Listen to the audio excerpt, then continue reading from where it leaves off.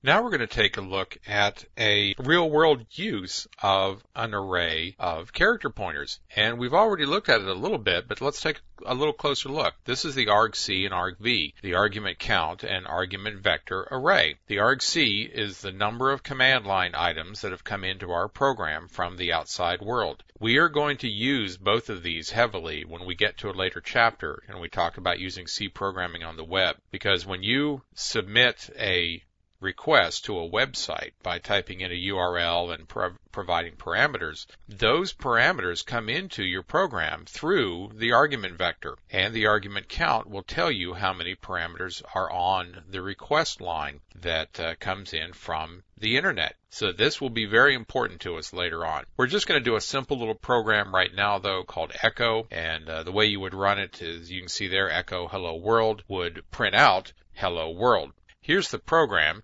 It's pretty simple. We include standard I/O, and here we're going to get our int argc and our character array of pointers, argv, or argument vector is what it's normally called. You of course could call these whatever you want, but most C programmers are going to stick with this definition, this standard, and use argc and argv.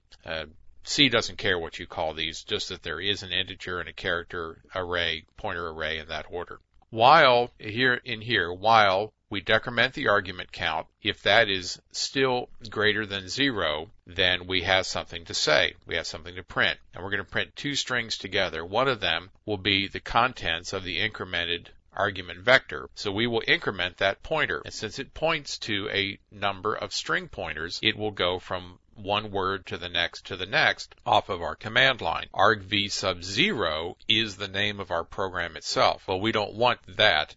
We don't care about sub 0. We want the first word, and that is why we do a pre-increment right here. If the argument count is greater than 1, we print a space in this second string. Otherwise, we print an empty character in here just to fill out the %s. And then that's the while just controls the one statement. So that will run through all of our arguments, and then we'll finish off with a new line and exit the program. So let's go take a look at that.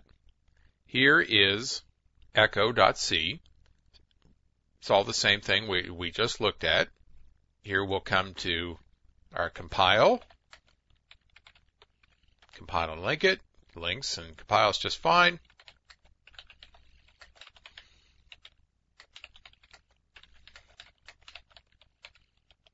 And it prints out every one of our arguments without printing out the name of the program, just the way it's supposed to work. We said echo hello world, this is a test. Hello world, this is a test. Is every one of our command line parameters, just the way it was supposed to work. It's nice when that happens in a language now and then.